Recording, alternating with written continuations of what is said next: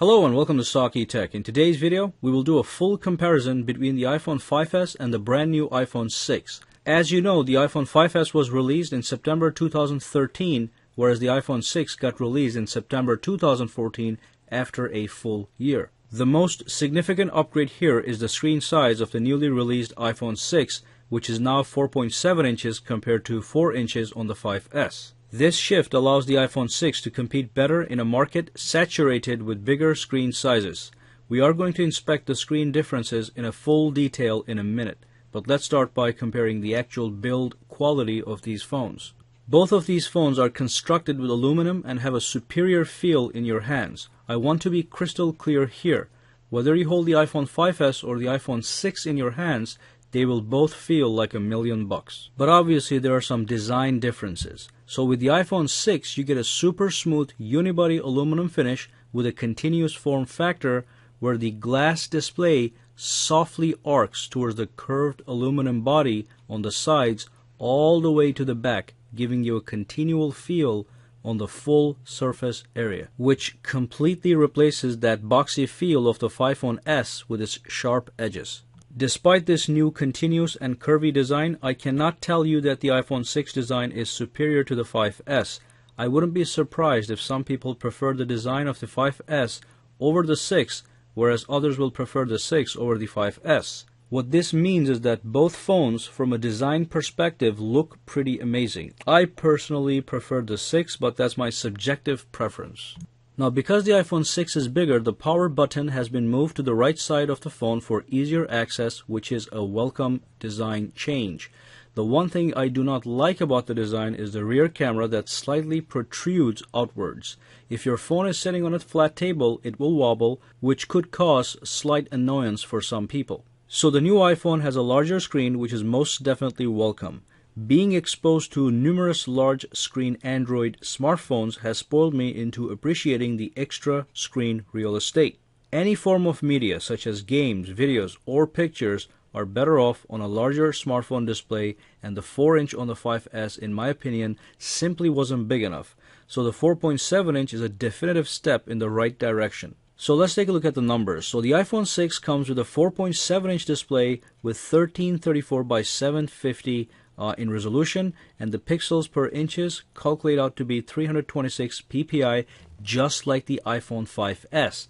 But the iPhone 5s has a 4-inch display with 1136 by 640 in resolution. Now, because both of these phones come with the same screen ppi of 326, they are going to be quite sharp. However, the iPhone 6 does come with some improved screen technology, which will translate to better white balance, higher contrast, deeper blacks, sharper text, and extremely wide viewing angles. Alright, so let's move on to dimensions and weight. So the iPhone 6 is 138.1 millimeters high, 67 millimeters wide, only 6.9 millimeters thick, and weighs 129 grams, whereas the iPhone 5s is 123.8 millimeters high, 58.6 millimeters wide, 7.6 millimeters thick, and weighs 112 grams.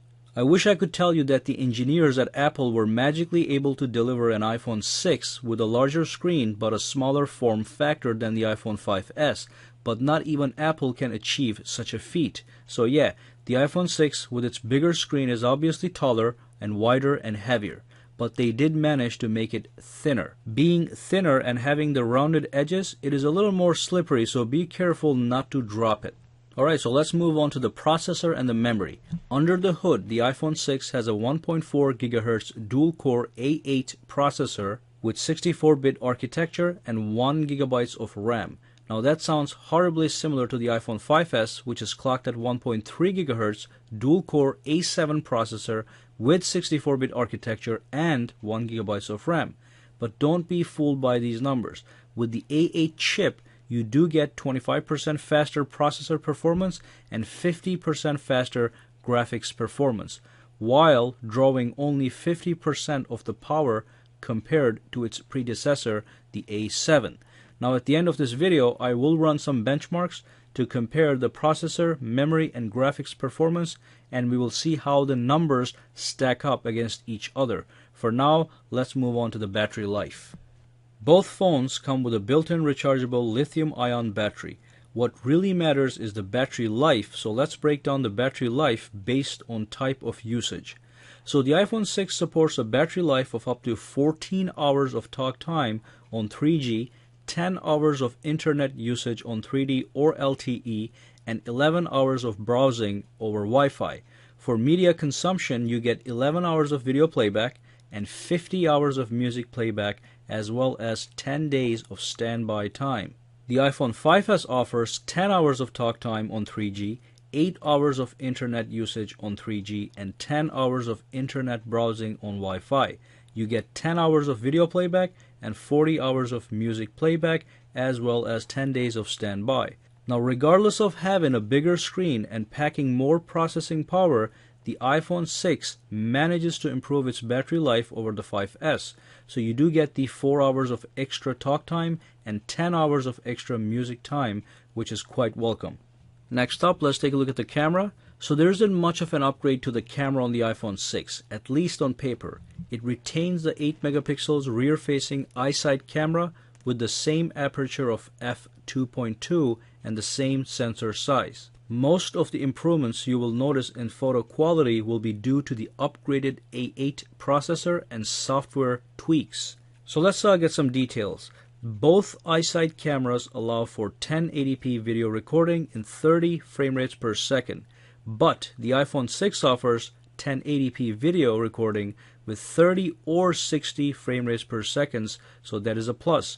And as you know, both phones are capable of recording slow motion video. However, again, the iPhone 6 offers 120 frame rates per second option and 240 frame rates per second option, whereas the iPhone 5S only allows 120 frame rates per second. So that's another plus on the iPhone 6. This means that you can freeze videos down to a crawl even better on the iPhone 6 to create some really slick looking slow motion videos that might even give you the Matrix effect. Additionally, the panorama mode now allows you to take pictures up to 43 megapixels, a bump from 28 megapixels on the 5S. Also, the new phase detection autofocus on the iPhone 6 will allow for exceptionally fast focus times. So you're not going to have any issues focusing on subjects. It's going to be instantaneous thanks to the new phase detection autofocus. Now, despite the lack of hardware upgrades, the software tweaks do bring enhancements to the camera that are worth it, but don't expect anything jaw-dropping. Just remember, the iPhone 5S was already a good camera phone, okay? So with the updates and enhancements on the iPhone 6, you get an even better camera that can potentially replace a point-and-shoot camera. And finally, the front-facing FaceTime camera is unchanged at 1.2 megapixels with only 720p video recording capabilities. So next, let's talk about the software. No advantage here, which should be obvious. Both phones run the latest version of iOS 8. iOS 8 is a fast and smooth operating system, and it will keep all iPhone fans pleased. As usual, the Apple ecosystem and the apps are top-notch. Because of its bigger size, the iPhone 6 comes with one new feature called reachability that allows you to double-tap the home screen, which slides the entire display down within the reach of your thumb.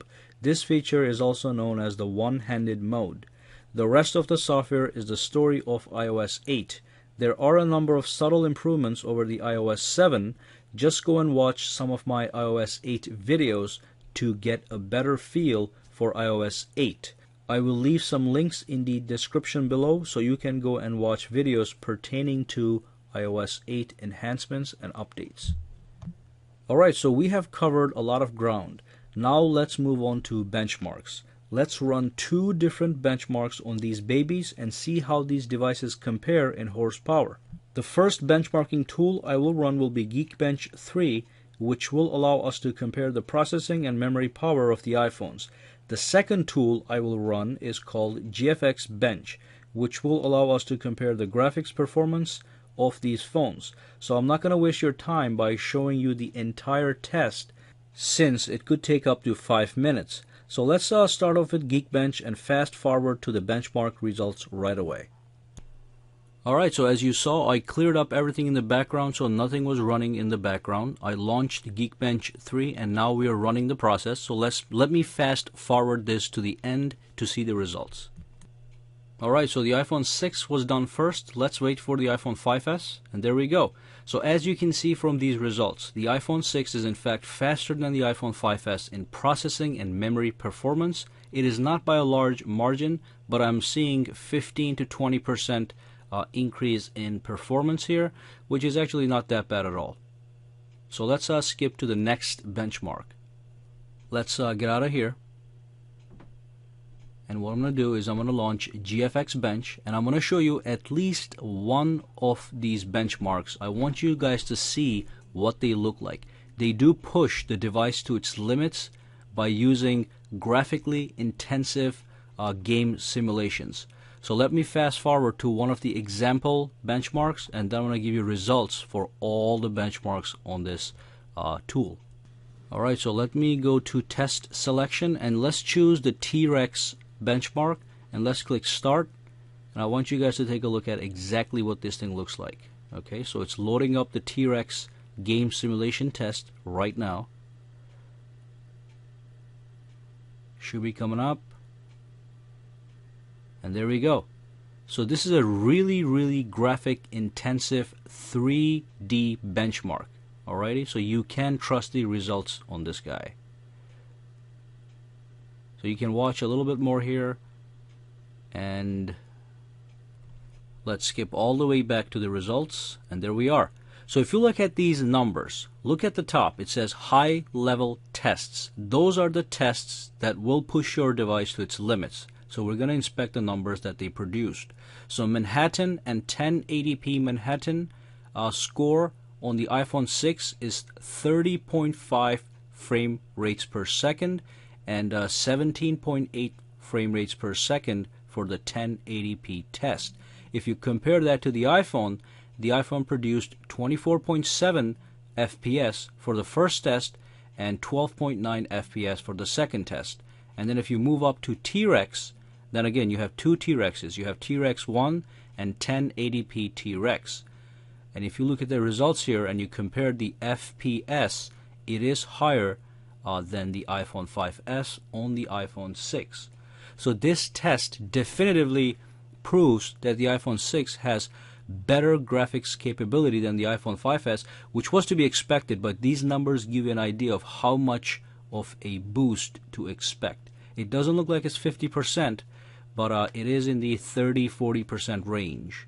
So just to recap, people that do upgrade to an iPhone 6 will see a performance boost both in processor and memory and graphics performance. Let's move on to conclusion.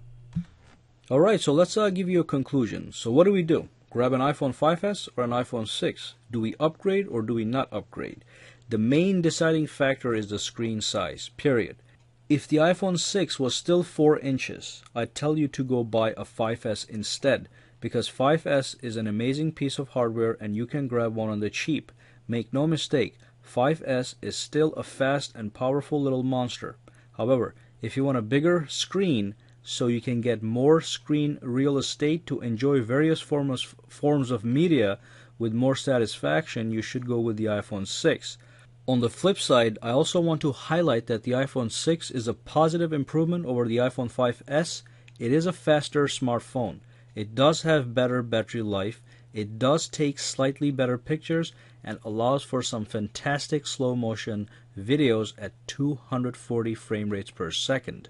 But still, that screen size is what should allow you to decide. And of course, some of us just want the latest gadget on the market, which is perfectly fine. If you're one of those, go grab the iPhone 6. If you are somebody who is price conscious, you can go with the iPhone 5S, but ultimately, if you want a bigger screen on your iPhone, you will have to go with the iPhone 6. Thank you for watching this video.